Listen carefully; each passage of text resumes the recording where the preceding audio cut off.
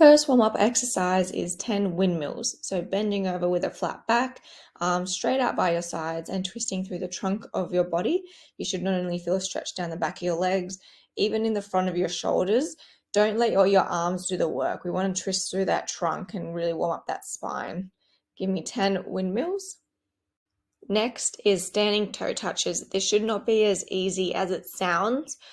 You're going to be having your arms up, and then the aim is to actually bring your leg up to meet your arm at halfway.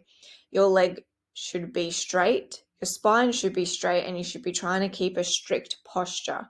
Think about it as a strict leg swing. Both legs straight, posture straight, standing tall, making sure that you're stretching the back of your legs, but also the more strict you keep your form, the more core activation we have here as well. Moving on to lunge rotations, you have 3 each leg. So stepping forward and lunging as you rotate over that front leg. When you step forward and lunge, you should be creating nice right angles in the front and in the back leg, as well as sort of pushing your hip forward, tucking the bum under to get a nice stretch through the hip and the quads. And then we're twisting to warm up the spine. Now we're going into walkouts, and you have 3 of these. Standing at the end of your mat, you're going to walk your hands out into a plank position. Make sure the shoulders come right over the hands. Make sure the bum comes down, and then you can walk your hands back in. You're going to do this 3 times, and then from here we're going to move into a walkout, into a push-up.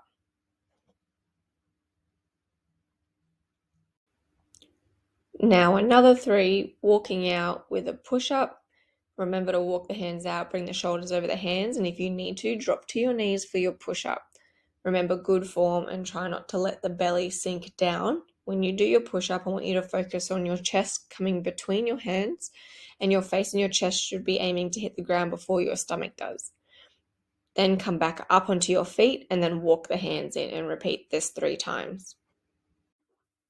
All right, straight after that last push-up, I want you to come into a plank for shoulder taps. We're going to do 10 shoulder taps. You're going to widen your foot stance. The closer you have your feet together, the more core activation it is, so the more challenging it is on your core. But to make it a bit easier, you can widen your stance. The idea is for you to keep your hips still keep the shoulders over the hands, and keep it a nice strict form. Staying in that plank position, we're now going into 10 mountain climbers straight away.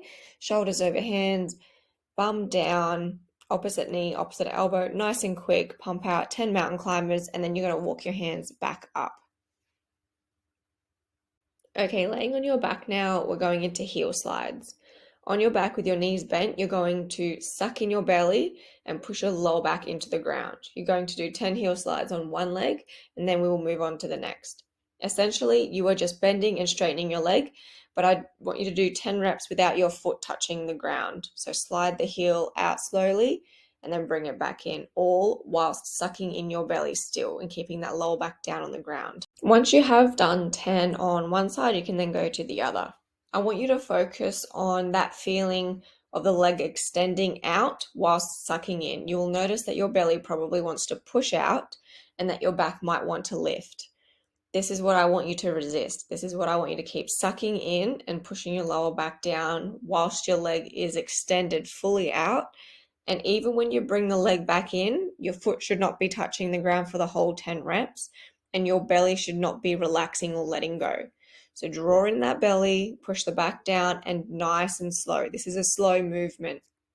This is a deeper core exercise, and it's activating your transverse abdominis, which is the muscle behind your six-pack. It's the deep ab muscles. These are your stabilizing muscles, and they're the ones that hold, almost like a corset, hold your torso together and also protect your spine and help you brace for things during exercise.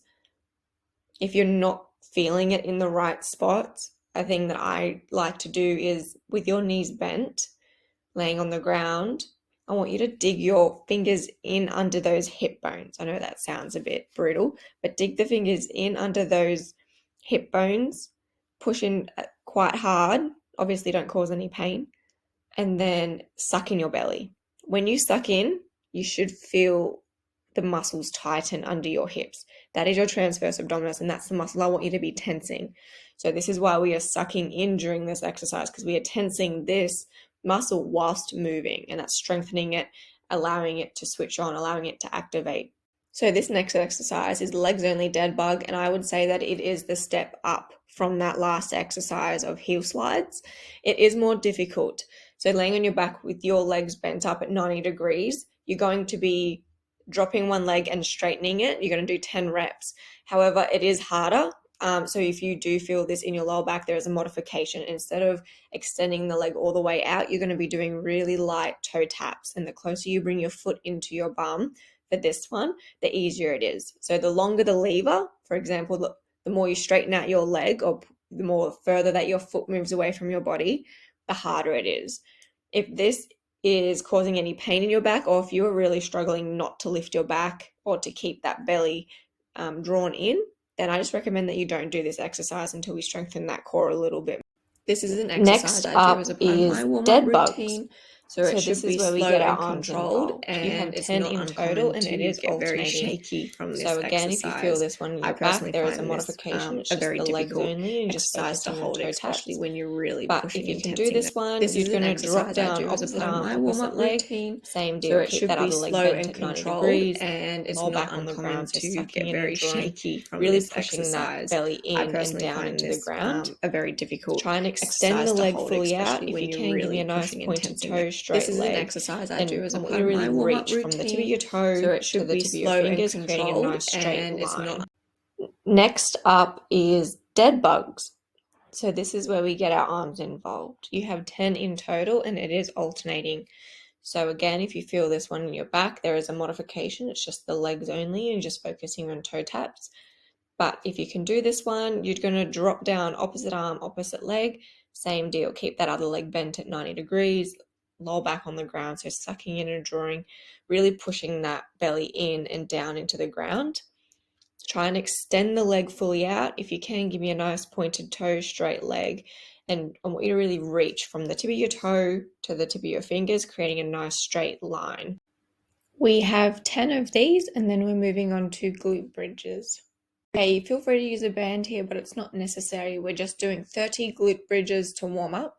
Remember, with your glute bridges, I want you to make sure that lower back is coming down as well. So suck in the core again, push the lower back down, and focus on thrusting the hips up. You want those hip bones to come up higher than your belly button, because you're going to be drawing your belly button in, and you're going to be pushing your pelvis up. Give me 30 glute bridges. The point of this is to actually activate your glute muscles, so you should feel them burning, you should feel them firing. This is going to switch them on, so that way they are well warmed up and that they're used during certain exercises. So the next one is 5 deep squats. Now this video doesn't really demonstrate that, but I want you to go ass to grass.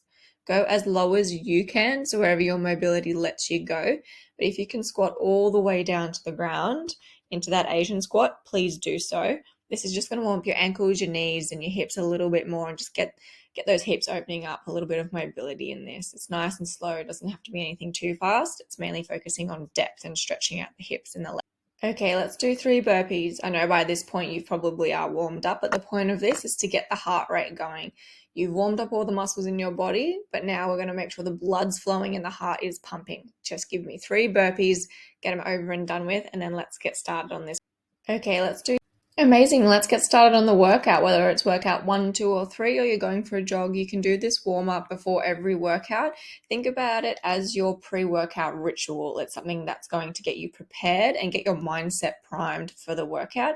If you do this at the start of every single workout, it will become a ritual. So I opt that you guys try and do a dynamic warm-up like this one. You'll notice that there was no static stretching, so we weren't holding any stretches, and this is because that stretching through a range of movement is better, not only for blood flow and warming up, but also holding a static stretch means that you were stretching the muscles, in other words, tearing the muscles apart, and doing that before a workout just means that they're going to be a little bit weaker, and it can increase the risk of injury. That generally happens when it comes to weightlifting, but we want to optimize dynamic stretching and stretching through a range of movement rather than sitting in a stretch before a workout. Static stretching will be perfect at the end of a workout when you really do want to loosen up those muscles again.